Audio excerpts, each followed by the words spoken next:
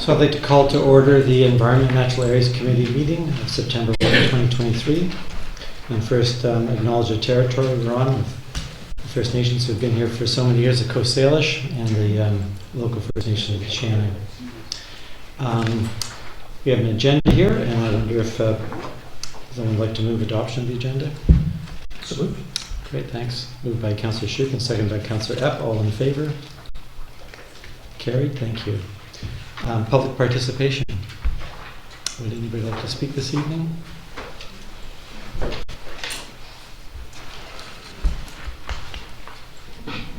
Beth Bacon, the chosen resident. Aren't you glad that I keep your inboxes so full?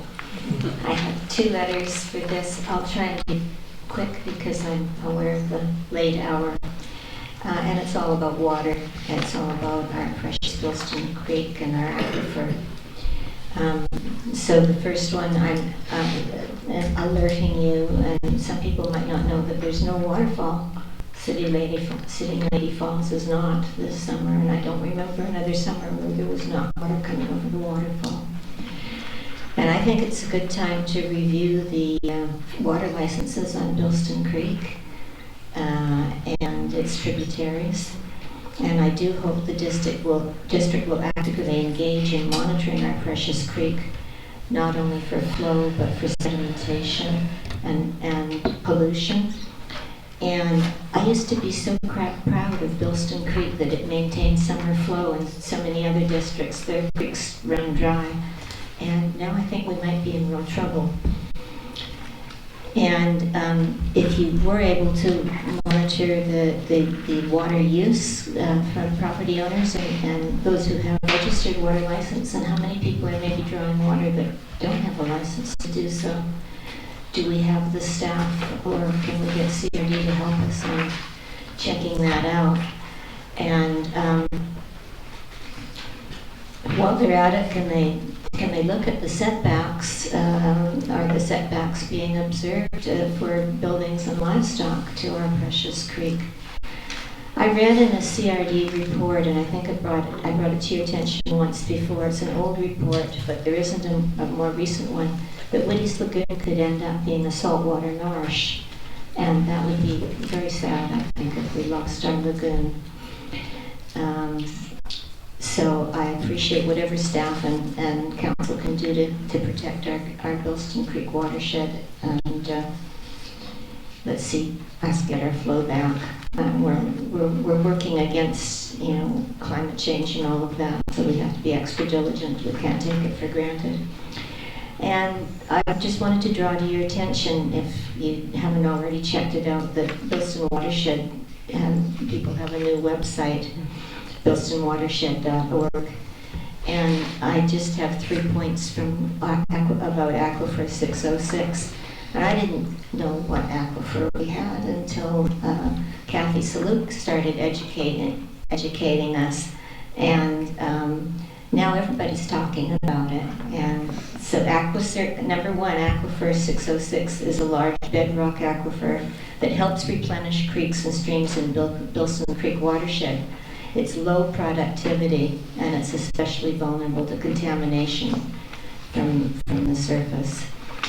Number 2 point, Aquifer 606 is located in the area of the lowest levels of groundwater recharge on Vancouver Island. And the website has a map that shows that.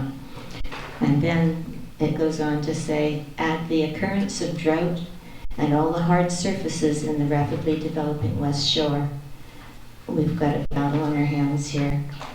So it's a big responsibility to protect our creeks and aquifer. We all have friends who depend on wells. We are in this climate crisis together, and I know you're well aware of the effects of development on our borders, and I'm inviting you to be water heroes. I was so proud of our council for coming to the Everything Water presentation from Gord Baird, and we're working on Gord Baird coming and doing a presentation here in Machosen. I want to see it twice because, we hear a good lecture and we write down ideas and then we go away and we don't do anything differently. And putting it into application is the next step. So, thank you. Be water heroes. Thank you. Anyone else this evening? Give a bit of an update, and I've got some good maps of the watershed. I've got a few extras I can read for people too. So Alison, LeDuc, I'm speaking as the president of the Bilston Watershed Habitat Protection Association. You've been hearing a lot about... Louder. Oh, louder, okay, sorry. Okay. So speaking as the president of the Bilston Watershed Habitat Protection Association, so I submitted a bit about the interim report from Hewitt Creek, and I will just bring your attention to 3 points. So the wetlands charging the upper Hewitt Creek sub-watershed are dry, or in various states of dryness, but they still remain an important source of habitat, water filtration, and water storage, according to the biologist. So even if the water is subsurface during the summer, it's still important to the rest of the creek. The lower reaches of the creek have been a real delight to find that there is cool water there with fish in it, and that is groundwater fed. And so even though the upper part of the creek is not flowing, there's nice cool pools down below. And so that's important because, of course, in the rest of the watershed, we're finding that the water flow is drying up.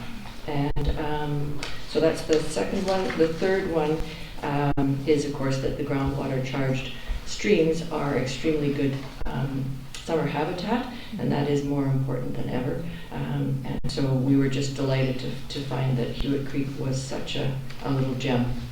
So, and we will have further information about that within the next couple of weeks. Mm-hmm. Yeah. Thank you.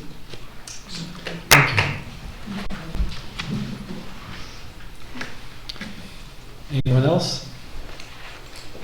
Well, let's carry on then. The next item on the agenda is adoption of minutes of the Environment and Natural Areas Committee meeting of July 17. Move adoption. Thank you. Moved by Councillor Epp. Second. Seconded by Councillor Donaldson. Any discussion? All in favor? Well, that's carried. Thank you.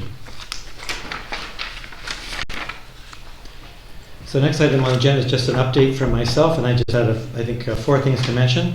One is that Metchosin has got 3 environmental resolutions going forward to UBCM, and some people will remember we've done very well with this. A resolution on reducing anchorages outside the Port of Vancouver was not endorsed by the UBCM executive, but is on the agenda and will be scheduled for consideration and a vote. Our action-oriented motion on biodiversity has received a lot of attention and support from other municipalities, to name them: Qualicum Beach, Victoria, Saanich, and Esquimalt. And the UBCM executive endorsed that resolution and recommended its approval in a block vote of what they call endorsed resolutions. The same holds true for our old growth forest resolution, which was amended at the Association of Vancouver Island and Coastal Communities. So in light of that, and how things went so well at AVIC, and in consideration of the cost of my attendance, I'm not going to go to UBCM this year, but I want to thank my council colleagues who are attending: Mayor Little, Councillor Shukin, and Councillor Donaldson. Next thing I wanted to report on was there was a carbon budget workshop held by the CRD that Councillor Donaldson and I both attended in late June. There'd been some talk about this for some time in the CRD about how do we measure our progress in reducing greenhouse gas emissions. So it was quite interesting to participate in an international webinar discussing carbon budget experiences here in Canada, but in Europe as well. And I think both Councillor Donaldson and I were not convinced of the effort involved in calculating, estimating, populating, and updating a climate budget would pay off in terms of driving more action on reducing greenhouse gas emissions. I think both of us are open to further discussion on the point, and we welcome council and public input. There's a CRD report pending, and when that's back, we'll talk about that a little bit more and see what it says precisely. So at our last meeting and then at council, we passed motions with regards to the drought and extreme low water in Bilston Creek. And those were brought forward to us by Alison, LeDuc, who spoke a moment ago from the Bilston Watershed Habitat Protection Association. So as a result of that, we put a notice on our website notifying our residents and asking them to not draw water from our creeks where feasible. We also followed up with a senior aquatic ecologist with the BC Government Fish and Wildlife. And when speaking to him, he said, look, given this severe level 5 drought on the island and much of British Columbia, there's not much that can be done in terms of recharging stream flow. It's really dependent on the rains. My understanding is that many water licenses are not subject to regulation in terms of water drawn, except for those used for irrigation.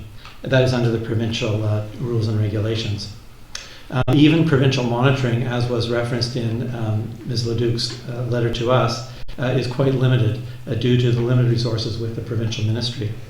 A follow-up meeting is scheduled with the senior aquatic ecologist and a number of his staff for Wednesday this week. And I hope to join staff in that discussion and report back on some of the issues raised this evening and by both Ms. Bacon and Ms. LeDuc. The fourth point I wanted to mention, my last one, was the watershed management planning. So earlier this year, I've been in touch, I attended a CRD watershed management meeting and discussed with the people there from the CRD what it would cost for Metchosin to join the water monitoring system that they have. And they got to look at it with, I guess, some of their finance people. The cost would be around $35,000 per year. And there's not a lot of testing done, but it was interesting to know about. When I spoke to them further, they said they would follow up with the Bilston Watershed Habitat Protection Association to see if they might partner with a non-governmental organization providing some of those services. I'm not certain where those discussions sit at the moment, and I'll catch up with people in the association after our meeting tonight. There may be something viable there in terms of stream monitoring that Ms. Bacon's given mention to this evening. Nevertheless, I have been talking to Kim Hill and to Alison LeDuc, both from the Bilston Habitat Protection Association, about the creation of a watershed management plan with Langford and Colwood too. And we've got some old documents that we're looking at that they've shared with me. It took a bit of digging to find them, dated 1996. I've got a couple of drafts here. And so I'm just going through those, and then we're planning to meet again to discuss that. And also, of course, involve the Metchosin Environmental Advisory Select Committee as to next steps. We recognize that buffer land detention pond issues are being dealt separately, so we're not meaning to interfere in those thoughtful efforts, but we're doing all this other sort of getting going on the bigger topic. We are facing, of course, with the climate, the change in the weather, the droughts that we've got now. Things are going to get more difficult, it seems to me, but as the speakers at public participation tonight say, we should be thinking about it and doing the best we can to prepare and do the things that we can do, including looking at the well licenses and the further question of, are people drawing water without licenses? It sounds like the province is quite stretched at the moment on these questions, but we'll learn more and bring back to committee and inform the public as best we can. So maybe with that, if there's any questions, I can answer them, or we can move on to say thanks for the two letters that came this evening from Ms. Bev Bacon and the other letter from Ms. LeDuc. Particularly thinking about Hewitt Creek, we're going to talk later this evening about the development proposal on Beckingham, and that's really one of the headwaters of the Bilston Creek there. And so I think it's important we redouble our efforts in terms of preservation and protection. And I much appreciate what the developers have put forward to us with regards to that question in the riparian area and otherwise. But we'll be discussing that a little bit later this evening. With that, I'd look for a motion to adjourn. Moved by Councillor Donaldson, seconded by Councillor Schuken. All in favor? Carried. Thanks so much.